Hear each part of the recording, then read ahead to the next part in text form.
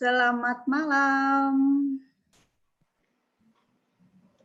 Halo semuanya, selamat malam. Apa kabar? Saya Cordelia dari Jakarta. Pada malam hari ini akan membahas sesuatu yang lagi happening banget, terutama untuk para orang tua yang terkaget-kaget karena anak-anak harus sekolah dari rumah. Ini seru banget sih karena tidak semuanya siap dengan kondisi ini. Ini dimulai sejak WHO menetapkan bahwa wabah virus corona atau COVID-19 ini sebagai pandemi, yaitu penyakit yang menyebar di wilayah yang luas di seluruh dunia. Nah, dampak di berbagai lini kehidupan, salah satunya adalah di bidang pendidikan.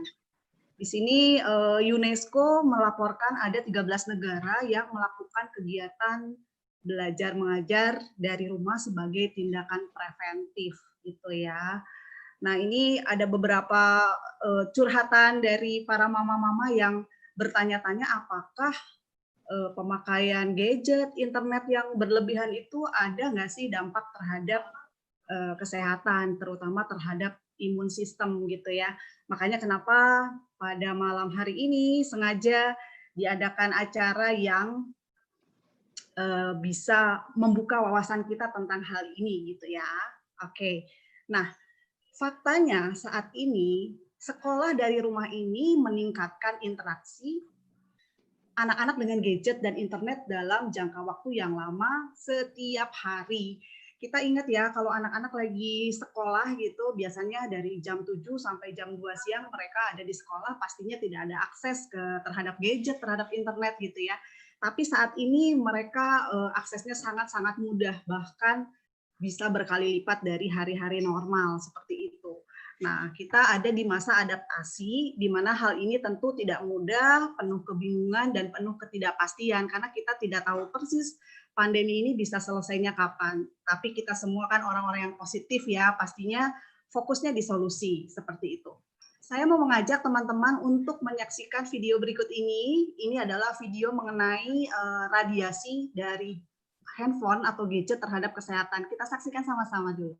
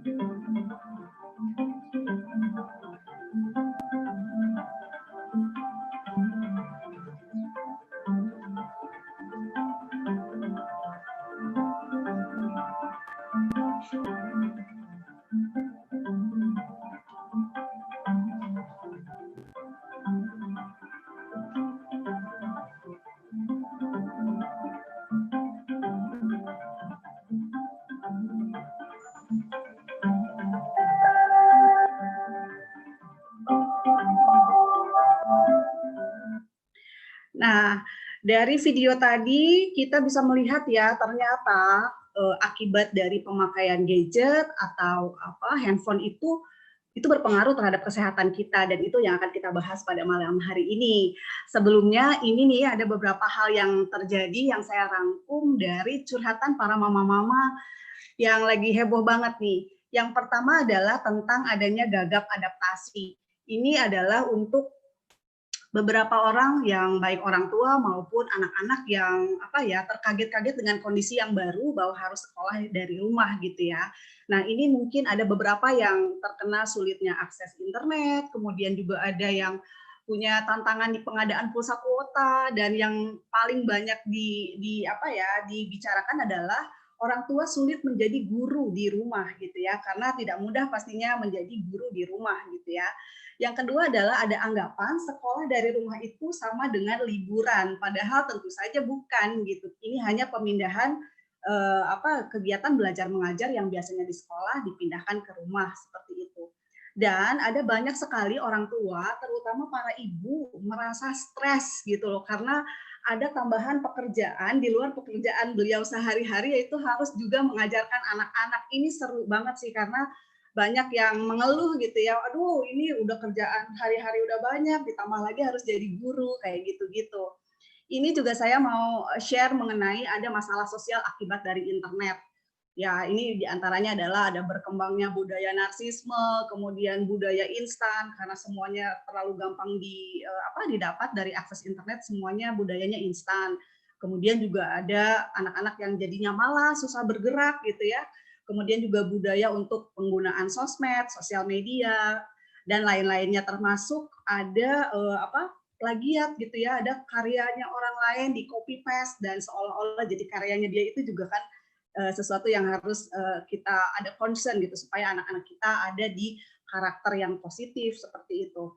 Nah, ini yang menarik adalah ternyata dari kondisi pemakaian gadget dan internet yang dalam jangka waktu yang panjang itu ada dampak terhadap masalah kesehatan, dan itu yang akan kita bahas pada malam hari ini. Ini saya mau sedikit membahas aja bahwa pemakaian gadget yang berlebihan itu bisa terjadi gangguan kesehatan mata, kemudian ada juga gangguan sakit kepala, migrain, vertigo, dan lain-lain. Ada juga anak-anak, atau bukan sekedar anak-anak ya, orang dewasa juga yang terkena insomnia, jadi ada kesulitan tidur, lalu juga ada stres, ada juga tekanan darah tinggi, dan lain-lain, karena kan kadang-kadang banyak yang belum tahu bahwa gadget itu betul-betul bersinggungan dengan masalah kesehatan kita. Sekarang adalah bagaimana solusinya. Itulah dia kenapa saya mengadakan acara ini, adalah supaya teman-teman semua termasuk saya bisa belajar banyak dari seseorang senior saya, Bapak Matias Kasih. Halo Pak Matias. Halo juga Bu Kordel, apa kabar Mbak? Apa kabar Pak Matias? Baik. Iya Pak. Iya, jadi malam ini senang banget bisa mengundang Bapak, dan kebetulan malam ini lagi bisa ya, kebetulan lagi ada waktu untuk berbagi kepada kita semua nih, karena Pak Matias ini teman-teman adalah seorang pengusaha yang sangat sukses, beliau sangat sibuk, tetapi beliau juga praktisi kesehatan, kesehatan alami ya. Saya tahu Pak Matias tuh makanannya juga dahsyat banget, sehat banget gitu ya Pak Matias. Malam hari ini saya mengajak Pak Matias untuk berbagi tentang yang tadi Pak, kita mau ngobrolin tentang apa sih hubungannya pemakaian gadget terhadap kesehatan, terutama anak-anak ya, dengan adanya sekarang sekolah dari rumah gitu Pak Matias. Sebelumnya saya mau nanya-nanya dulu ya Pak, sedikit Pak Matias. Boleh. Sekarang ini kan zaman free ya, jadi free nanyanya. Iya Pak, aduh thank you banget nih Pak Matias mau berbagi. Iya, jadi saya mau tanya dulu, Pak Matias ini sudah berapa lama sih ada di mempelajari atau concern terhadap kesehatan, kemudian kegiatan Pak Matias selama masa pandemi ini apa aja sih, boleh cerita ke kita Pak? Oke, sebelumnya terima kasih Mbak Kordel, ya saya panggil Mbak aja ya, lebih seru ya. Ya kan? Kalau ditanya sudah berapa lama, basically saya mulai masuk di industri katakanlah kesehatan ya, itu sekitar tahun 2010 ya, 2009 2010 dari sisi company, dari sisi perusahaan. Waktu itu kebetulan saya diberi tugas ya kan untuk start di Indonesia bisnis air ya, salah satu brand baru waktu itu kita mulai develop dari awal, mencari partner. Nah di situ saya mulai belajar, ternyata air itu di Indonesia luar biasa, perlu dimasak, dan ini bicara mengenai mindset, bicara mengenai pendidikan. Betul ya? Betul. Air itu harus dimasak, baru boleh diminum. Kalau enggak, apa? Sakit perut. Berbahaya sakit perut. Dan itu sampai detik ini kalau kita tanya kepada siapapun anak-anak, itu selalu seperti itu. Nah, air yang kita develop itu langsung ambil dari keran, tuang, masukin di alat, proses, tinggal diminum waktu itu. Nah, itu membutuhkan waktu untuk edukasi. Nggak mudah. Karena orang nggak biasa.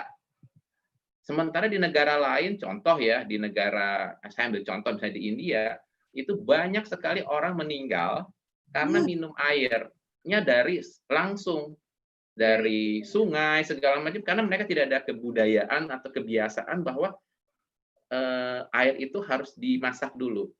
Nah, ini bicara mengenai, sekali lagi kita bicara mengenai habit, dan membangun habit itu butuh waktu puluhan tahun, ya, generasi. Nah, dari saat itu saya mulai belajar banyak tuh mengenai kesehatan. Wow, banyak, menarik sekali sampai sekarang, dan memang lebih banyak di area natural health, ya. Jadi kembali ke alam, kembali ke natural, ya. Bagaimana kita bisa mengkonsumsi produk-produk yang sifatnya natural, dan itu ternyata sangat-sangat membantu kesehatan kita. Ya, menarik gitu. banget Ternyata bukan cuma makanan aja, ternyata lingkungan kita saat ini juga mulai terpolusi. Dan yang terbaru, saya juga berterima kasih karena Cordell juga mulai tanya-tanya gitu kan, aduh nih apa ya dampaknya, apa implikasinya. Kebetulan memang passion saya saat ini lagi bicara mengenai bahaya atau dampak, ya, yang namanya handphone, yang namanya gadget terhadap anak-anak dan masa depannya, ya. Yang mungkin sebagian orang tua, sebagian ayah ibu gitu ya, masih belum sadar, masih setengah mikir, ini oke nggak, atau bagaimana. Informasi banyak sekali berseliweran di luar sana. Nah, semoga sharing kita bisa membantu ya. Pasti bantu banget Pak Matias, karena memang ya mungkin karena tidak terlihatnya itu ya Pak, maksudnya kalau hal-hal lain mungkin dampaknya yang langsung, misalnya tersengat listrik atau luka, itu orang lebih wah takut. Tapi kalau dari si gadget ini kan karena tidak terlihat itu ya Pak, jadi bukan ketakutan sih, kesadaran orang-orang itu masih belum terlalu besar seperti itu. Jadi silakan kalau ada yang mau di-share ke kami Pak, sangat-sangat berguna banget ini pastinya. Oke, jadi tadi kan bicara mengenai gadget ya. Kalau boleh tahu nih sebelum saya sharing, apa sih keresahan dari emak-emak? Karena saya ngomong, kalau tadi kan ngomong emak-emak nih, saya bukan emak-emak nih soalnya nih. Jadi gini Pak Matias, banyak yang para ibu-ibu si emak-emak ini tuh bingung bagaimana sih caranya supaya anak-anak ini tidak terlalu attach gitu sama yang namanya gadget, karena mereka itu kalau udah yang namanya main game gitu ya susah diatur, padahal kita ada beberapa orang tua yang udah kasih jam nih, jam segini boleh, jam segini tidak, jam segini boleh, kayak gitu, tapi tetap banyak yang kelolosan. Apalagi sekarang ini kan waktu mereka di rumah tidak ada kegiatan, tidak boleh keluar gitu, jadi mau tidak mau kan aksesnya ya ke gadget lagi gitu Pak. Betul, tapi itu bukan cuma masalah emak-emak, masalah bapak-bapak juga, termasuk saya soalnya. Belakangan ini ya, waduh, saya sempat ngobrol juga sama guru, sama kepala sekolah. Waduh, kita nih jadi guru juga nih di rumah gitu kan, karena sambil kerja 5-6 jam pertama itu harus nemenin anak, apakah Zooming, apakah mengerjakan Google Class, berbagai macam gitu kan. Dan itu menarik ya, di satu sisi perubahan paradigma baru, sekolah dan lain-lain luar biasa. Tapi thank you ya udah diundang juga untuk sharing bahwa ini yang perlu diperhatikan sama orang tua, sama kita khususnya untuk anak-anak kita ya, yang kakek nenek juga boleh ya, untuk cucu-cucunya. Saya boleh langsung sharing ya. Silakan, silakan untuk Pak. siapa? Untuk semua usia, karena Untuk semuanya semua kan pada usia main ya. gadget juga. Jadi balik lagi, ini adalah sharing saya ya, kami di sini sharing berdasarkan pengalaman, berdasarkan literatur yang saya baca, meeting, pertemuan dengan berbagai pihak, dan perjalanan selama ini mungkin kalau saya bilang mulai dari 2014 ya, mulai melakukan edukasi mengenai bahaya dari electromagnetic field. Oke? Yep. Jadi saya coba mulai bahas kepada Bapak Ibu sekalian, teman-teman sekalian ya. Nah, sudah lihat? Wah, pemandangan yang saat ini sangat familiar sekali seperti ini. Gambar apa ini gitu ya? Ya. Apa komentar Anda tentang gambar ini? Ayo Bapak Ibu sekalian yang di yang sedang live hari ini gitu ya, malam ini. Apa yang Anda bayangkan? Ya. Seru ya lihat anak-anak saling, ada yang pakai iPad, ada yang pakai handphone, ya kan? Wah, semuanya ada yang pasti itu lagi main game atau sedang seru-serunya. Betul nggak? Ya kan? Dan kalau kita lihat seperti ini, apa yang terbayangkan dalam pikiran? Ayo, Mbak Cordel.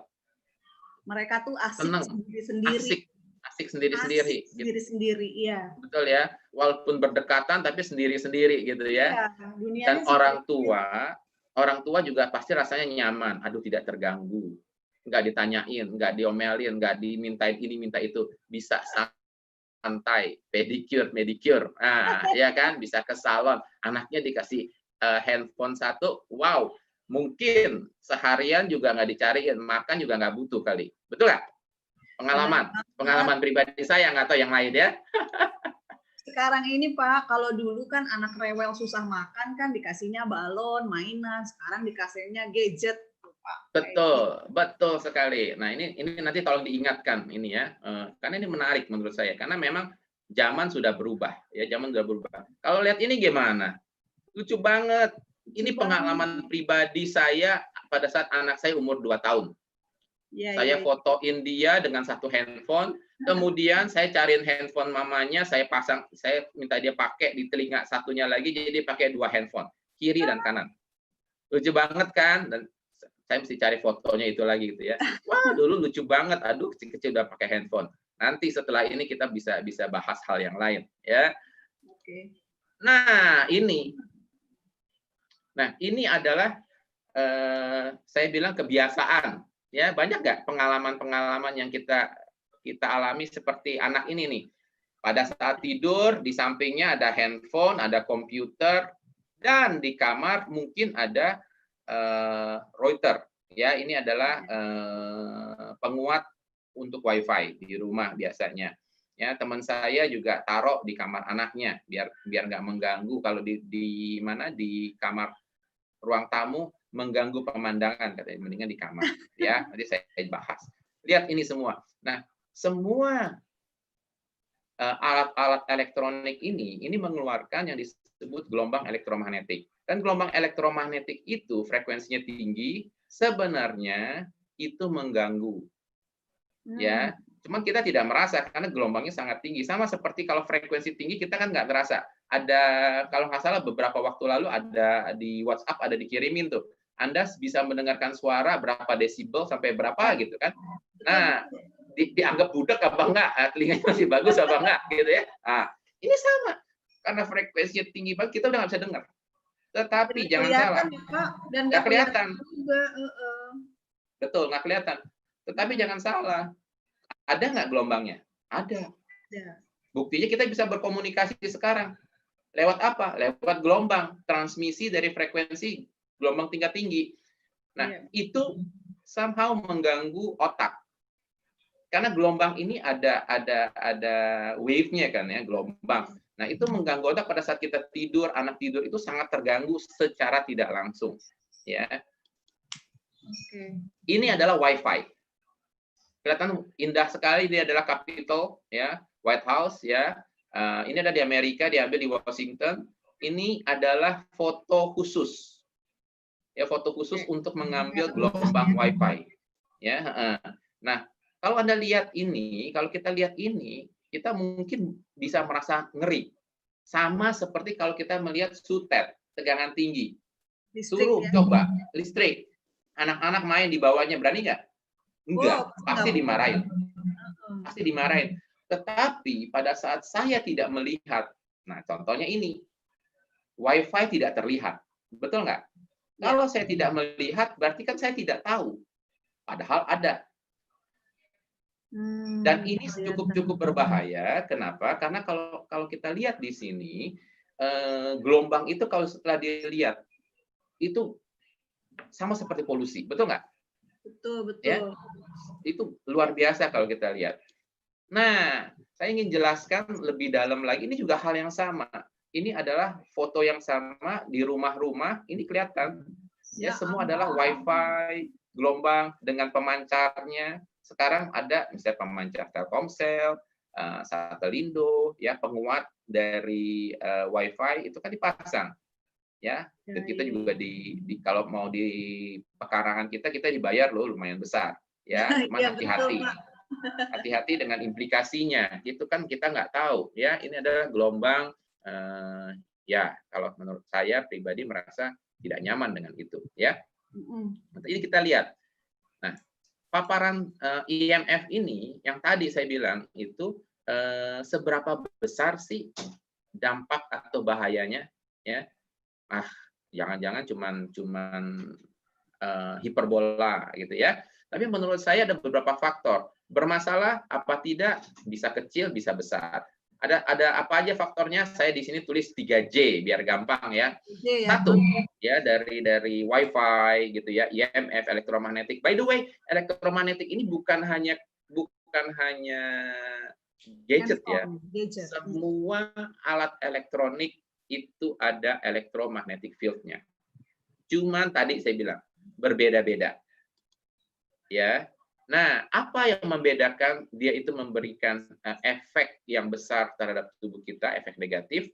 Pertama adalah jarak atau jauhnya dengan kita. Contoh, kalau saya jaraknya ada 1 meter dengan komputer, relevansinya sangat jauh, impact-nya kecil.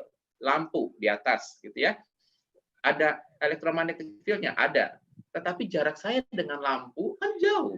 Mungkin ada 30 cm minimum, ya setengah meter. Dan itu semakin jauh, lebih kecil. Tetapi saya kan tidak mungkin nonton TV, mata saya cuma 5 cm. Iya kan? Pasti jauh. Nah, tetapi kalau handphone, itu hal yang berbeda. Makanya kita perlu perhatikan. Jadi satu adalah jarak. Kedua adalah jejak atau intensitas. Ya, jejak atau intensitas. Nah, jejak atau intensitas ini juga penting. Kenapa? Ini menunjukkan berapa besar efek dari paparan gelombang elektromagnetiknya. Ya, jejak atau intensitas. Ketiga, jangka waktu atau durasinya. Ya, jangka waktu atau durasi. Nah, ini juga penting. Ini juga penting kenapa?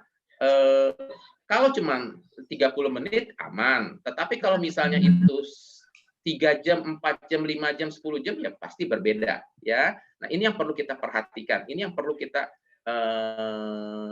benar-benar lihat impact-nya. Nah, ini adalah anak kecil. Kenapa lebih berbahaya? Karena kalau anak kecil daya serapnya itu 10 kali lebih besar dibandingin orang dewasa. Nah, di sini adalah contoh yang saya kasih lihat di sini, yang di sebelah kecil, yang sebelah kiri, itu adalah anak usia 5 tahun, yang di tengah anak usia 10 tahun, dan di sebelah kanan orang dewasa. Ini adalah gelombang radiasi karena menggunakan handphone, ya, ini penelitian di 1996, ya, 1996. Ini menunjukkan bahwa kalau kita lihat, hampir 75% dari otak tengkorak itu kena radiasinya, ya, gelombangnya. Tapi semakin dia besar, betul, dan ada efeknya, ya kan pasti kan. Kalau cuma balik lagi ya 3J tadi harus dilihat. Kalau terus-terusan ya pasti akan efeknya bahaya, ya. Nah, umur 10 karena tulang tengkorak sudah membaik ya lebih sedikit, dan pada saat orang dewasa lebih kecil lagi. Tetapi jangan salah, orang dewasa pegang handphone, kamu pegang handphone berapa jam sehari? Nah, itu pertanyaan berikutnya, ya. Tetapi fokus kita hari ini, saya akan lebih fokus pada anak-anak, hati-hati karena radiasinya sangat tinggi. Kedua, ibu hamil. Wah, Sering nggak seperti ini? Saya ambil contoh. Tanpa kita sadari, kita bekerja pada saat hamil itu di depan komputer. Kadang-kadang di pangku pula. Nah, pertanyaannya di perut. Nah, ini orang nggak sadar. Ya, jadi Bapak Ibu sekalian, teman-teman sekalian, sahabat semua yang kebetulan lagi nonton live streaming ini, perhatikan kalau ada saudara, pasangan, atau keluarga yang sedang hamil, perhatikan ini. Hati-hati dengan efek dari IMF, karena bisa mempengaruhi apa? Ya, janin. Kita ada dua kan, ada dua makhluk, bukan cuma kita saja. Ada yang sedang terbentuk. Nah, ini yang berbahaya. Ya, 4 hal yang harus diperhatikan sama ibu-ibu hamil, ya, wanita hamil. Pertama adalah bahwa impact dari HP ataupun komputer, ya, paparan gelombang elektromagnetik bisa menyebabkan perubahan perilaku. Ya, kalau sekarang orang bisa bicara mungkin ini ada impact terhadap perilaku anak. Mungkin ada light autism gitu ya, atau ADHD, apapun itu yang sekarang spektrumnya sangat luas, ya, itu kemungkinan terjadi, gitu loh. Dan ini adalah salah satu kemungkinan penyebabnya. Ya, kedua, janin bayi kita tahu masih sangat-sangat rentan terkena radiasi. Apa impact-nya terhadap kesehatan dia masa depan? Kita juga tidak tahu. Yang jelas ada hubungan antara radiasi IMF dengan faktor-faktor keguguran. Kan kita tahu radiasi tinggi, ya, dan itu dipakai untuk gelombang ini dipakai untuk membunuh juga kan sebenarnya kan. Kalau sakit ya kan kita pakai radiasi, tumor dan lain-lain. Apa bedanya? Ya, sehingga sel-sel hidup itu juga bisa pengaruh. Dan Organisasi Kesehatan Dunia sudah mengklasifikasikan bahwa radiasi HP sebagai salah satu possibility carcinogenic. Ya, jadi ada resiko menjadi cancer. Ini adalah contohnya. Ya, nanti bisa saya share. Ini sangat familiar saya kira. Oke, di sekolah pakai WiFi semuanya. Benar nggak? Benar banget. Katanya kan teknologi itu untuk mempermudah kehidupan kita. Di satu sisi seperti itu ya Pak ya. Di satu sisi lain ada side effect yang lainnya juga. Betul. Ya, ini sangat apa namanya, tanpa kita sadari gitu ya. Nah, saya pengen kasih lihat sebentar. Saya pengen kasih lihat satu video, boleh ya? Boleh. Satu video efek apa dari si gelombang ini ya? Gelombang ini, karena kadang-kadang kita nggak menyadari, benar nggak sih ini ada pengaruhnya? Apakah seperti itu yang dikemukakan ya? Seberapa parah? Nah, kalau kita lihat, saya kebetulan beberapa tahun terakhir juga banyak mempelajari gelombang gitu ya. Kalau misalnya meditasi juga bicara mengenai gelombang, bagaimana kita menetralkan diri, ya kan? Nah, ternyata semua itu ada konektivitasnya gitu loh. Mempengaruhi kekentalan darah kita secara tidak langsung. Iya. Sementara tubuh kita kan terdiri dari apa? 70%, 8% cairan. Betul. Nah, efeknya mempengaruhi kesehatan kita secara tidak langsung. Nah, saya kasih lihat sekarang ada satu video, dan video ini menurut saya sangat bagus, membuka mata saya, dan saya harapkan bisa bermanfaat juga. Bentar. Nanti videonya boleh untuk di-share juga ya, Pak? Kalau boleh, nanti kita share. Ya. Live blood analysis and electrosmog. You can learn much by looking at our blood under a microscope. This short video shows a macrophage, which is like a vacuum cleaner, engulfing bacteria among red blood cells. I decided to find out what my blood looked like. I pricked my finger, placed a drop of blood on a slide, and looked at it under the microscope. This is what I saw. The cells are round, some are separate, and a few are sticking together. Overall, fairly healthy-looking blood. This testing was done in a clean electromagnetic environment, and I did not eat or drink before or during testing. I then worked on a computer for 70 minutes and looked at my blood again. This time, the cells are sticking together like stacked coins. This is called rouleau formation. Later that day, I used a cordless phone for 10 minutes and looked at my blood again. And this is what I saw. Very unhealthy-looking blood. There are virtually no single cells. Most of the cells are now in rouleau formation. A doctor told me this is what she sees with cancer patients. What I learned is that my blood goes into rouleau formation when I use a computer or a mobile phone. This type of clumping interferes with the release of oxygen and the removal of waste products like carbon dioxide. The capillaries are so narrow that red cells must squeeze through in single file, showing the importance of their elasticity. Nah, kita lihat ya di situ. What are the consequences of rouleau formation? Poor circulation resulting in lower oxygen transport to cells and reduced waste removal. What are the symptoms someone may experience? Headaches and fatigue, difficulty concentrating, numbness, tingling, and cold extremities, and possibly heart and blood pressure problems, including risk of stroke. What is the significance of this? Live blood analysis may be a good diagnostic for electrohypersensitivity. Diagnostik hal seperti itu. Jadi kalau kayak ke lab gitu tuh bisa ya Pak request untuk ada. Nah ini yang disebut kalau saya bilang ini adalah kuantitatif tes. Sorry, ini kualitatif. Kualitatif ya. Kenapa? Karena kita melihat sel darah kita.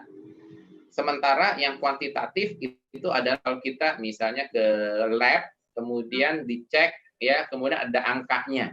Kalau di atas 150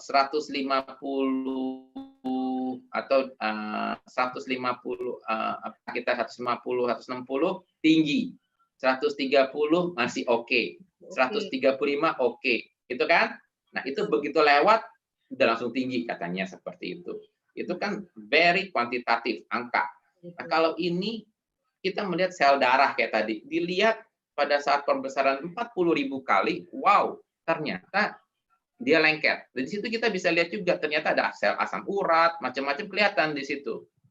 Bisa tahu. Nah, ini menjadi menarik karena terbayang nggak sekarang anak-anak kita? Iya, aduh, mereka itu ya. Nah, saya ingin sharing nih. Sekarang kita ngobrol lebih santai gitu ya. Iya. Kalau kita lihat selama ini saya bicara sekarang anak SD, SMP dulu kali ya. Karena kalau SMA asumsinya sudah mulai mengerti harapannya dengan edukasi seperti ini mereka juga bisa lebih mawas diri, lebih menjaga. Tetapi anak-anak kecil TK, SD, SMP itu rata-rata sekarang semuanya udah punya handphone kan? Betul nggak? Anak saya yang komplain terus gitu kan? Kenapa sih ini boleh, si ini boleh, si ini boleh? Saya susah gitu kan? Nah, anak sekarang sekolah umur berapa?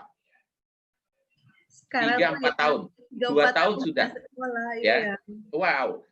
Nah, sekarang saya mau tanya. Pada saat saya ambil contoh SD lah yang paling umum. SD anak sekolah masuk umur jam berapa? Jam 7 ya. Pulang jam 1. Boleh ya? Misalnya ya. Ya kan? Ya, dengan Pak Menteri baru nih bisa-bisa nanti jam 12 sampai jam 11 nih, nggak tahu nih ya.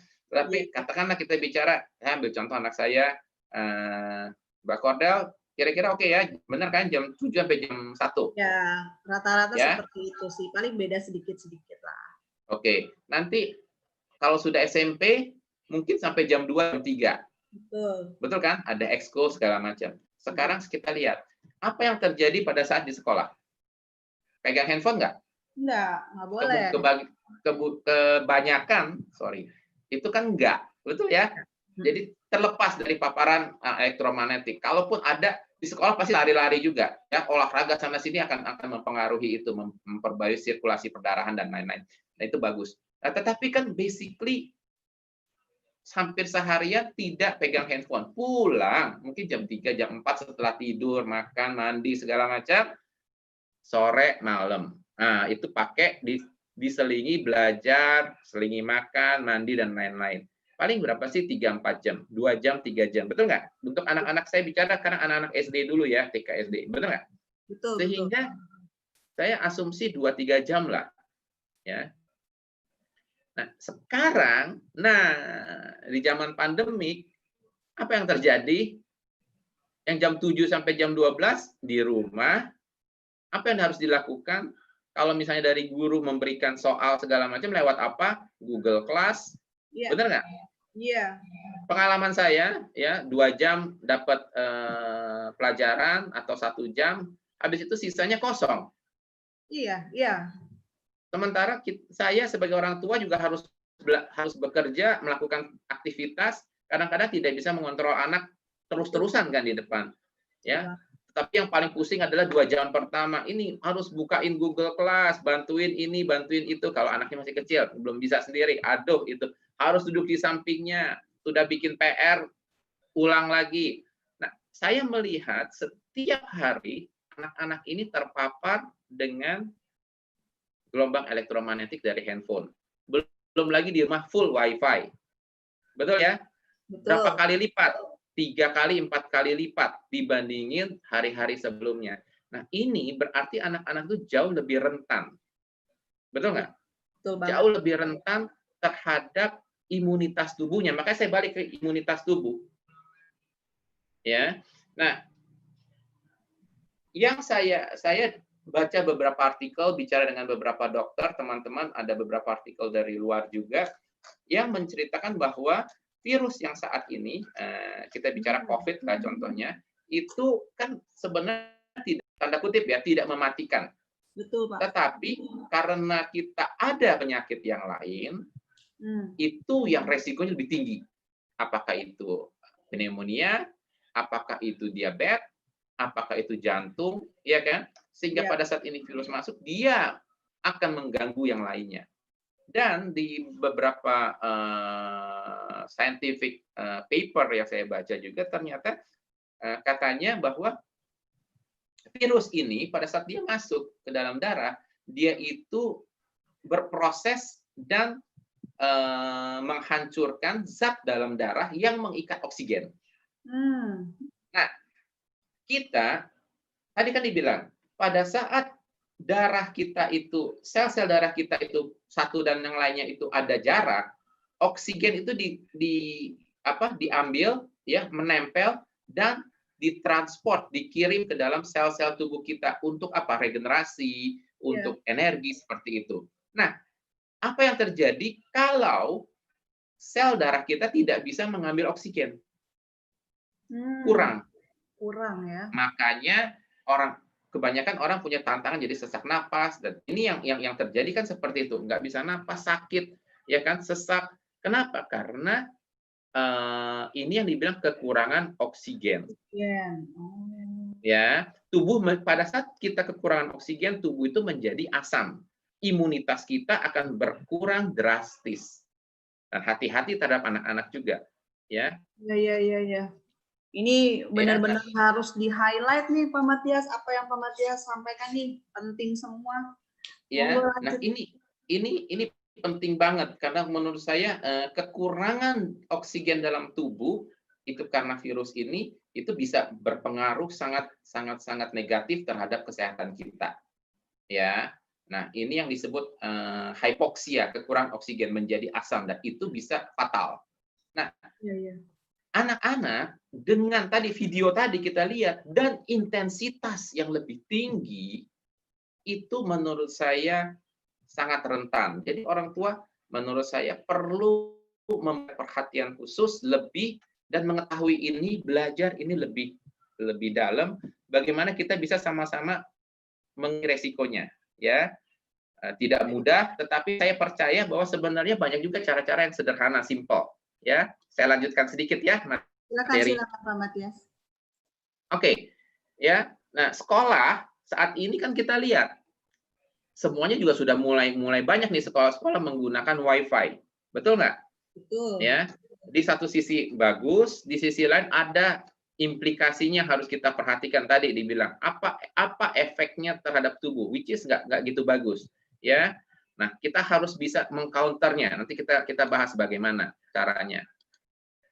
Ya. Nah, pada level seluler, dan ini saya ambil satu file untuk memberikan gambaran ya, efeknya dari IMF ini bisa macam-macam. Pertama adalah dia mempengaruhi yang disebut hypoxia, sehingga membuat tubuh menjadi oksidatif. Ya, orang bilang karat. Kenapa? Ya itu tadi, kekurangan oksigen, gitu ya. Nah, akibatnya apa? Tubuh itu tidak lagi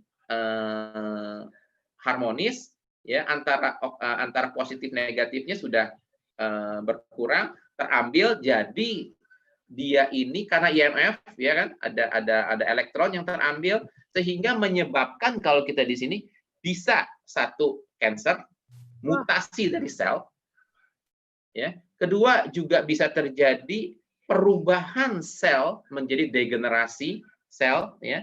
Kemudian berbagai macam abnormal yang lain. Contoh mungkin bisa juga mempengaruhi terhadap ADHD dan yang lainnya. Nah, ini efeknya, by the way, tidak terjadi dalam waktu semalam. Ya.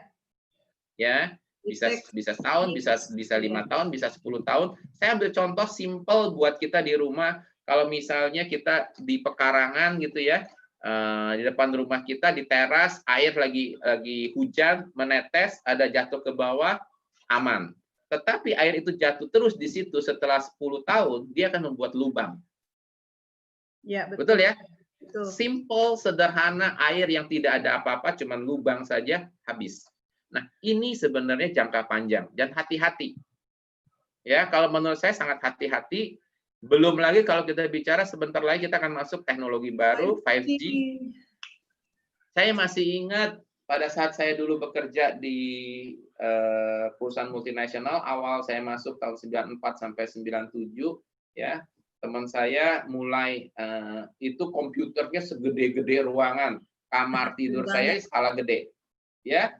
Nah, itu teman-teman yang di bagian IT itu dari jam 8 malam sampai jam 4 pagi, jam 5 pagi itu di ruang komputer nungguin kirim file.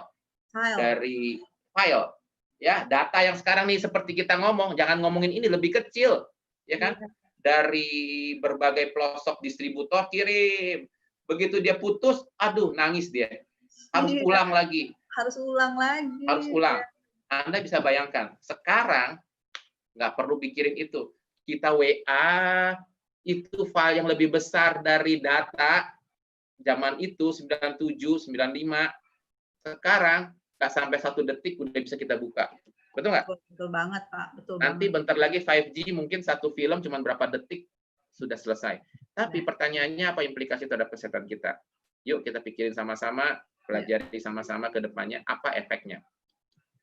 Nah, 5 fakta yang menurut saya kita sebagai orang tua harus mengerti, ya. 1, informasi-informasi yang sekarang beredar itu banyak sekali. Dapatkan informasi yang berimbang.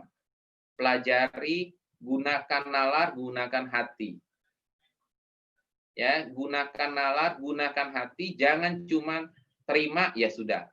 Gunakan hati, benar apa enggak? Coba evaluasi lagi. Karena impact dari ini bukan dalam 1-2 tahun, ini adalah 10 tahun. Anak-anak pada saat besar, apakah bisa mendapatkan keturunan? Ya sudah telat. Ya. Kenapa saya bilang ini? Anak-anak itu jauh lebih rentan. Seperti tadi dibilang, 5 tahun, radiasi itu masuk sampai dengan 75%. Ya. Dan ketiga, paparan IMF itu mempengaruhi tidur kita.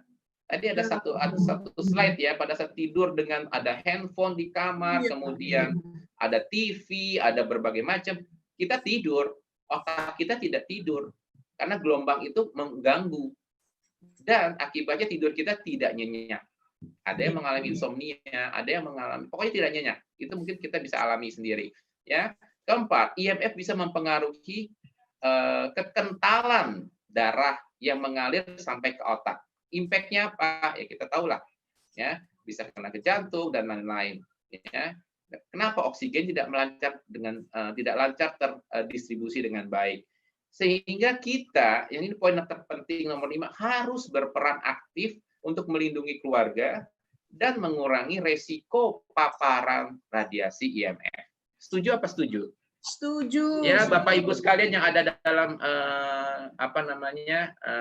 share hari ini ya, streaming hari ini, malam ini, setuju nggak? Ya, saya harapkan bisa sharing juga pengalamannya. Nah, terakhir, poin yang bisa kita lakukan apa saja? Ini kan yang ditunggu-tunggu, benar nggak? Betul Pak, ya? Ini yang ditunggu-tunggu. Simple, sederhana. Ya, aduh harus bagaimana?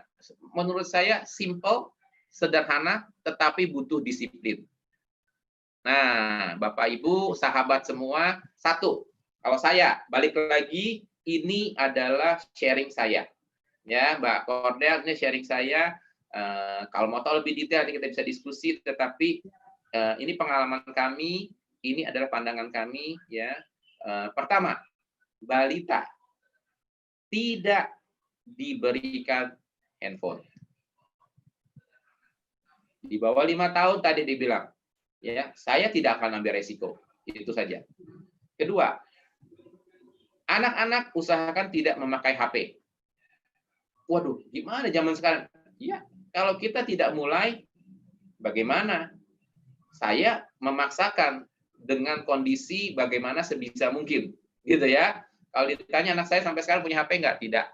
Walaupun dia sudah tahu bentar lagi nih naik di kelas 6 akan kita sudah katakan oke, ya sudah milih merek segala macam. Tetapi dari itu kita ditanya setiap hari. Tapi poinnya adalah dia tahu bahwa dia tidak punya HP dan dia tahu teman-temannya ada yang punya HP dan dia tahu implikasinya karena kita juga sharing ya dengan berat hati segala macam. Tetapi poinnya adalah itu kalaupun terpaksa gunakan dengan bijaksana. Artinya berikanlah waktu. Buat kita pasti nyaman, saya percaya teman-teman pasti merasa nyaman kalau anak kita tidak ganggu kita. Anak usia 5 tahun, 6 tahun, ya kan, nangis, ganggu, aduh setengah mati, ya kan. Kasih HP, selesai, aman. Kita bisa tidur, kita bisa nonton sinetron, kita bisa hihi, pedicure, medicure ke salon, atau asisten rumah tangga kita yang memberikan HP. Iya, itu dia. Benar banget. Ya kan?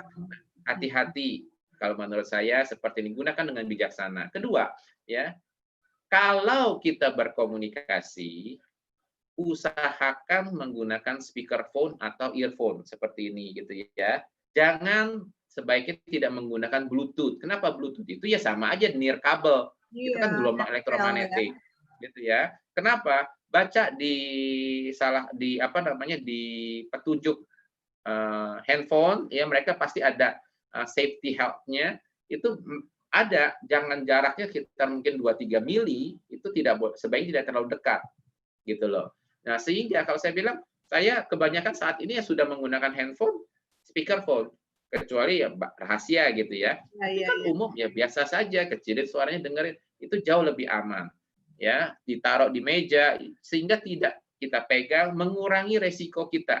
Dan kalau ini sudah menjadi kebiasaan, itu akan menjadi baik. Ya, seperti tadi saya bilang, air dimasak. Setelah itu menjadi habit, akan lakukan terus, gitu ya. Ya, Pak. Jauhkan HP dari tubuh saat tidak digunakan. Seringkali saya melihat orang taruh HP di sini, kelihatan nggak? Tidak ada.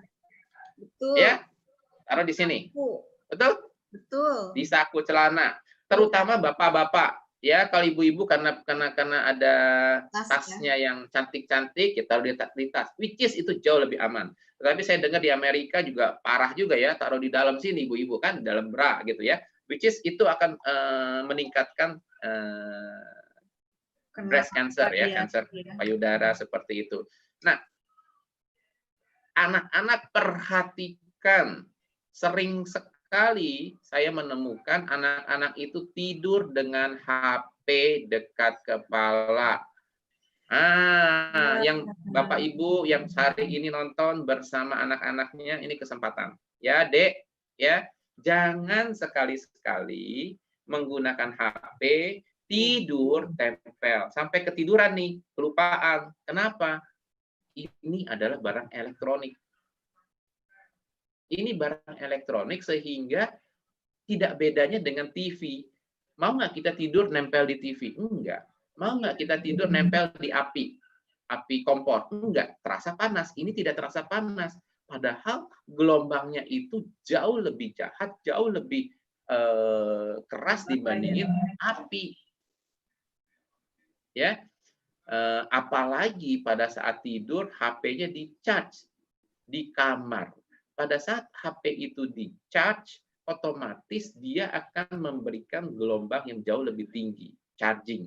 Ya, kurangi penggunaan handphone di daerah yang penerimaan sinyalnya jelek. Kenapa? Kalau dia jelek, dia akan mengeluarkan gelombang yang jauh lebih tinggi, ya kan? Ya. Dan di rumah, kalau kita punya komputer terutama, komputer kan kadang-kadang mau keren, udah pakai WiFi semuanya, connect-nya pakai Bluetooth segala macam. Teman-teman yang tahu itu selalu mengharapkan kita menggunakan tetap jaringan pakai kabel. Ya, kalau seperti saya di rumah, saya pakai kabel.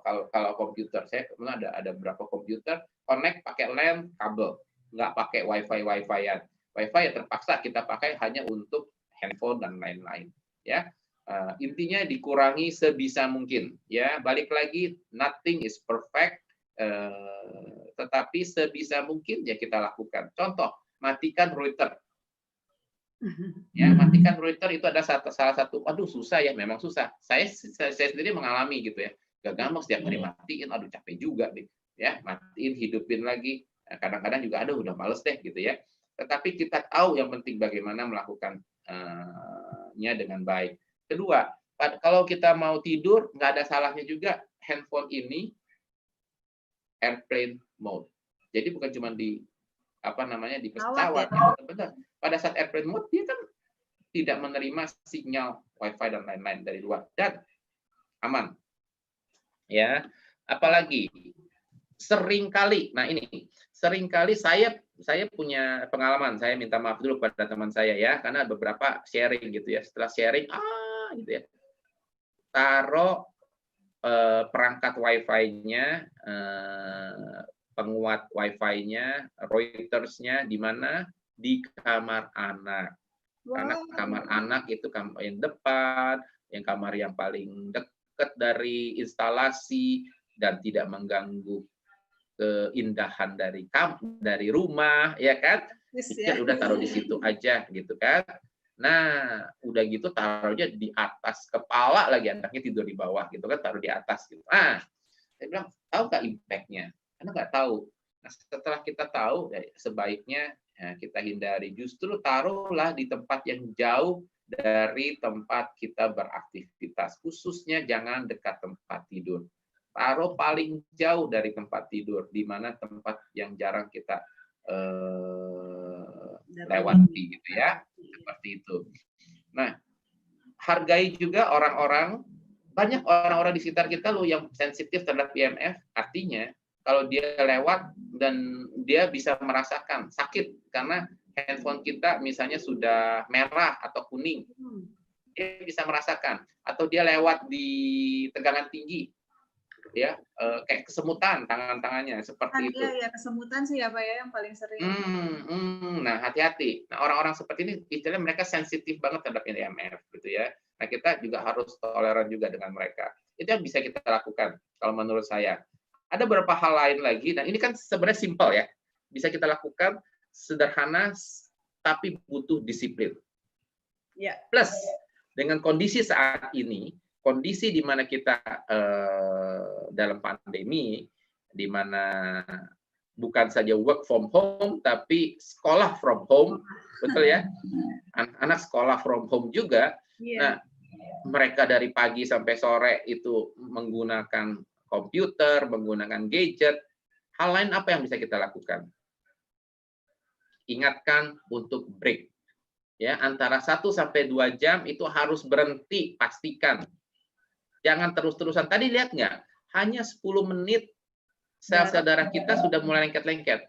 Makin lama kan makin lengket, dan akhirnya peredaran darah kita itu nggak bagus. Walaupun setelah itu dia pasti akan mencair lagi. Tetapi kalau ini terjadi terus-terusan, bisa nggak di akhirnya nggak lepas? Nah, itu yang kita takutkan.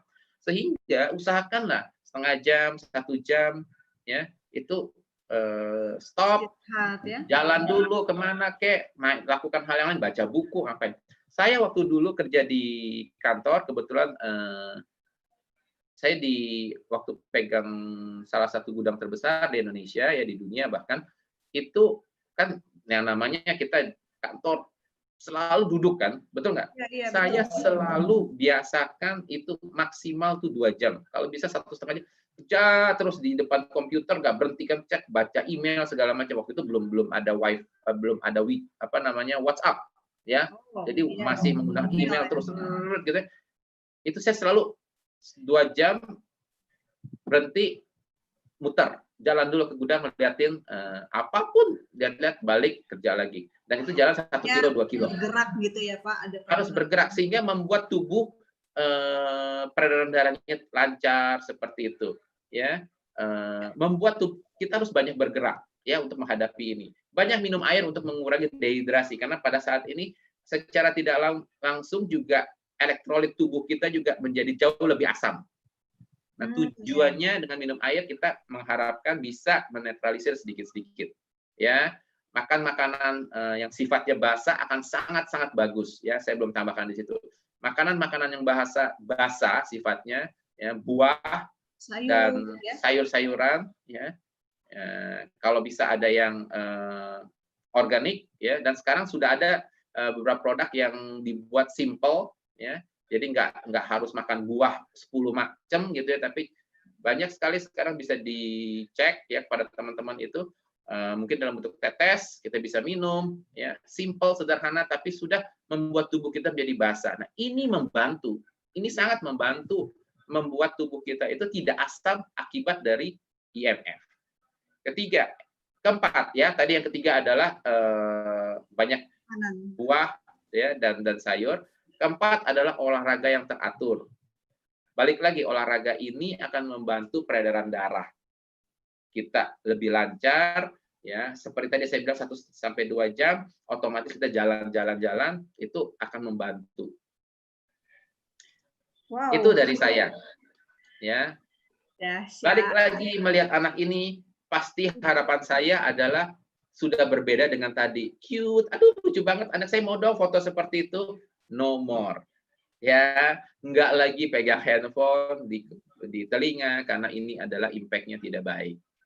Oke, itu dari saya. Mungkin kalau ada yang mau ditanyakan atau ada hal-hal lain, mungkin teman-teman yang dari apa namanya yang sedang live, ini ya, mau cek di YouTube-nya ya Pak?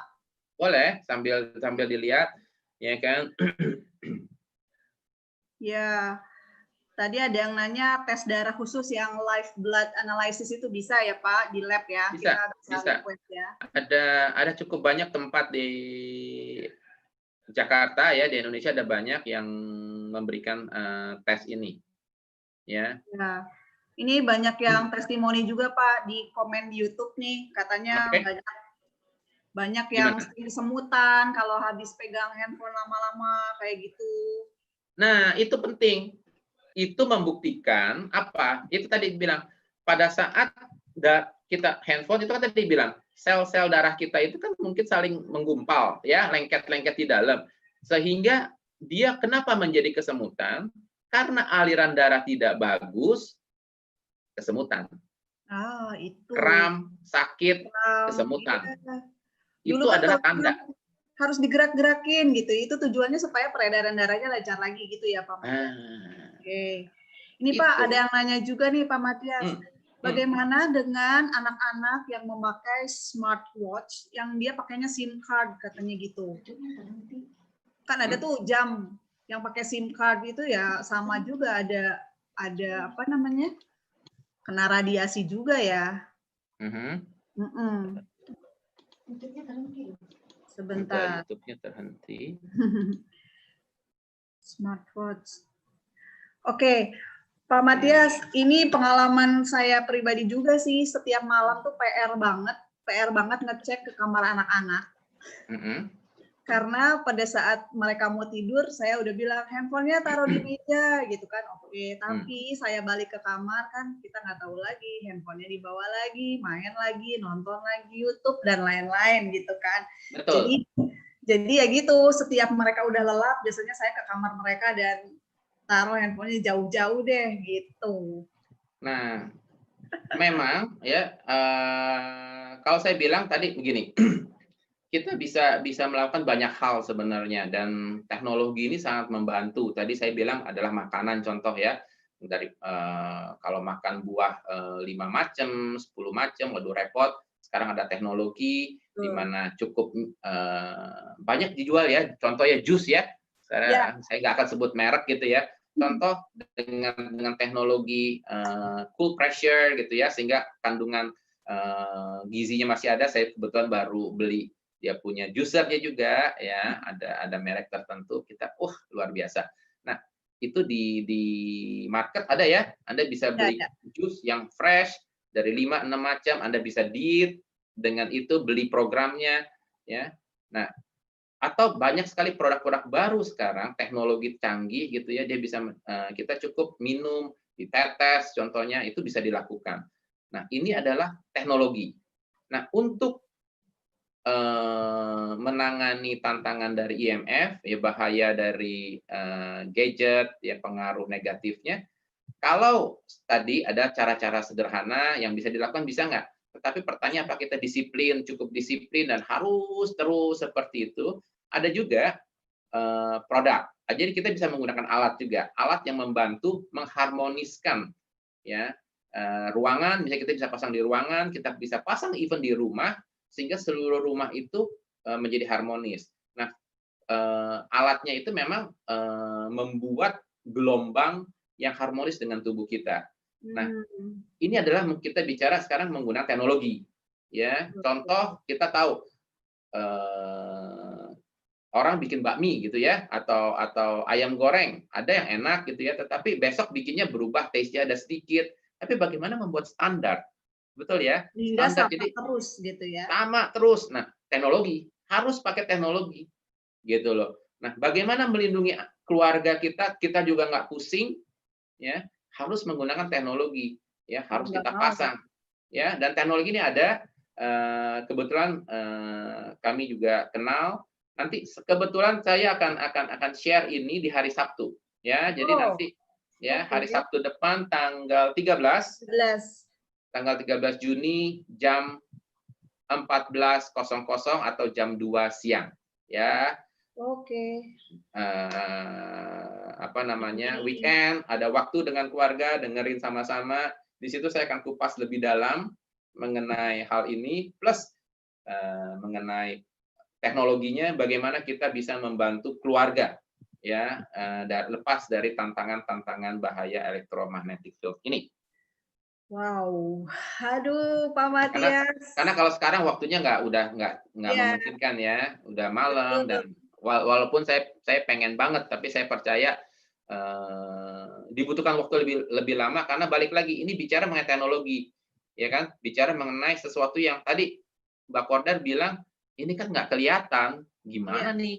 Nggak kelihatan bisa dipercaya seperti apa? Nah, akan saya jabarkan secara detail nanti, ya. Oke. Yang jelas pasti bermanfaat. Pasti banget Pak Matias. Waduh, terima kasih banyak Pak Matias. Malam hari ini kita semua dapat banyak, dapat tips, dapat masukan-masukan, hal-hal apa aja yang bisa kita lakukan di rumah gitu ya, dengan kondisi yang sekarang paparan radiasinya dahsyat banyak sekali gitu, dengan adanya kerja dari rumah, sekolah dari rumah, dan lain-lain. Ini terima kasih banget Pak Matias, tadi udah sangat-sangat banyak memberikan informasi untuk kami semua. Jadi saya sampai coretannya banyak banget nih Pak. Pokoknya intinya adalah kita harus lebih aware lah ya terhadap bahaya dari polusi di zaman teknologi tinggi ini adalah polusi gelombang gitu ya Pak. Kalau dulu kan kita concernnya tuh masih polusi udara, polusi air, polusi tanah. Sekarang ada satu lagi polusi yang perlu kita waspadai, yaitu polusi gelombang, seperti itu ya Pak Matias. Dan tadi hal-hal yang Pak Matias sampaikan itu harus dipraktekkan di rumah dan harus disiplin, harus komitmen seperti itu. Nah, Masalahnya adalah, tantangannya adalah kalau misalnya ada hasil teknologi yang membuat itu menjadi standar seperti yang Pak Matias bilang itu ya, kalau ada sesuatu yang bisa membuat kita jadi standar bahwa setidaknya kita merasa secure lah bahwa walaupun ada paparan tetapi bahayanya tidak sebesar kalau tidak ada perlindungan seperti itu ya Pak. Nanti jadi ini akan dibahas secara mendalam dan tuntas dalam webinar tentang sains dan teknologi. Wah, ini keren banget nih. Sekarang ini kan Pak, zamannya semua pakai webinar, pakai Zoom meeting. Sekarang tuh termasuk kami kajian online, ya kan, sekolah online, bahkan kursus masak online, olahraga online. Nah, ini yang penting banget untuk teman-teman semuanya adalah mengikuti webinar sains dan teknologi di hari Sabtu, tanggal 13 Juni 2020, pukul 14 waktu Indonesia Barat. Nah, teman-teman jangan lupa sisihkan waktu, ini adalah investasi ilmu pengetahuan untuk kita semua sehingga bisa membuat keluarga kita, diri kita jauh lebih sehat, jauh lebih aman, dan pastinya nanti Pak Matias akan membahasnya jauh lebih mendalam lagi gitu ya Pak, nanti hari Sabtu. Sekarang kan ya memang sesuai dengan ini ya Mbak Cordel, kalau kita bicara sekarang new normal kan? Yes. New normal berarti semua, dan kalau saya lihat, oh gila ya, semuanya itu menggunakan teknologi, semuanya menggunakan wifi, menggunakan komputer, dan kita akan lebih tergantung dengan ini. Ya, saya tapi di sisi lain kita sudah tahu juga apa resikonya, apa tantangannya, ya. Tapi kita tahu juga manfaatnya. Jadi ada benefit, tetapi ada risk-nya. Nah, bagaimana poinnya lebih kepada bagaimana kita mengecilkan resiko ini sekecil mungkin. Dengan apa? Dengan teknologi, ya, dengan alat, dengan produk. Nanti hari Sabtu kita bedah lebih detail, ya. Jadi bukan hanya untuk anak-anak, untuk orang tuanya juga, untuk kakek neneknya juga, bagaimana kita bisa menghadapi new normal ini dengan jauh lebih baik, ya, dan memastikan imunitas tubuh kita, balik lagi, imunitas tubuh kita itu prima, sehingga kita juga tidak akan atau mengurangi resiko untuk mendapatkan serangan-serangan virus. Itu sih sebenarnya intinya. Ya, salam sehat selalu buat semuanya. Thank you Pak. Wah, nggak terasa nih kita sudah 1 jam nih Pak Matias ngobrol. Iya, ya. Udah banyak sekali kesimpulannya tadi bahwa kita harus disiplin, konsisten, komitmen, bahwa jangan cuman kita menyuruh anak-anak untuk disiplin, tapi kita orang tuanya juga harus melakukan hal yang sama pastinya ya Pak, karena mereka kan pasti ngikutin orang tuanya seperti apa. Dan sekali lagi jangan lupa teman-teman untuk nanti hari Sabtu ikutan webinar tentang sains dan teknologi ini, segera daftar, bisa menghubungi teman-teman yang mengundang di acara pada malam hari ini gitu, dan pastinya akan mendapatkan informasi yang jauh lebih mendalam lagi dan pasti bermanfaat untuk kita semua. Ini juga Pak ada tambahan tips dari Mendikbud kita nih dengan adanya sekolah dari rumah nih. Katanya yang pertama adalah kita harus menghindari stres. Jadi udah terima dulu, berdamai dulu dengan kondisi ini, semuanya juga pastinya akan terbiasa lah lama-lama seperti itu. Kemudian juga ada belajar berdasarkan kompetensi, project based learning, artinya semuanya ngambil positifnya lah seperti itu. Kemudian momen sekolah dari rumah juga jadi waktu yang tepat untuk orang tua untuk memahami dan membantu tantangan belajar anak-anak, karena kita kan jauh lebih banyak waktu melihat anak-anak seperti itu. Dan pastinya guru dan orang tua berinovasi, melakukan banyak tanya, banyak coba, dan banyak karya, katanya kayak gitu Pak, menurut Pak Mendikbud. Oke Pak Matias, terima kasih banyak untuk semua yang disampaikan pada malam hari ini, insya Allah bermanfaat untuk kita semua. Ini pertanyaan-pertanyaan di YouTube. Nanti bisa kalau memang ada pertanyaan, ada yang pengen detail materi dan lain-lain, ya, termasuk ingin mendaftar buat acara hari Sabtu besok, feel free, ya, ada form, Anda tinggal update di YouTube channel kita, ya, Natural Health, ya. Nah, di caption di situ bisa kita update di situ, update dan tulis nama Anda seperti itu, ya. Siap. Oke, teman-teman, sekali lagi yang malam hari ini sudah mengikuti acara hari ini melalui YouTube channelnya 3H Natural Health. Nanti teman-teman yang mau ikut acara hari Sabtu boleh tulisan komen di situ ya. Sekali lagi terima kasih banyak Pak Matias. Terima kasih. Jangan lupa subscribe ya kalau Anda suka materi ini, like, subscribe, Anda dapatkan lebih banyak lagi dari situ. Betul ya, sekali. Sampai ketemu di next event. Thank you so much Pak Matias. Thank you banyak. Ya, Mbak Cordel juga thank you. Semoga bisa membantu dan teman-temannya semua ya. Oke. Terima kasih banget Pak Matias dan oke teman-teman semua, sekian acara kita pada malam hari ini dan pastinya banyak sekali yang kita bisa aplikasikan di kehidupan kita dari apa yang disampaikan Pak Matias tadi. Terima kasih, selamat malam semuanya.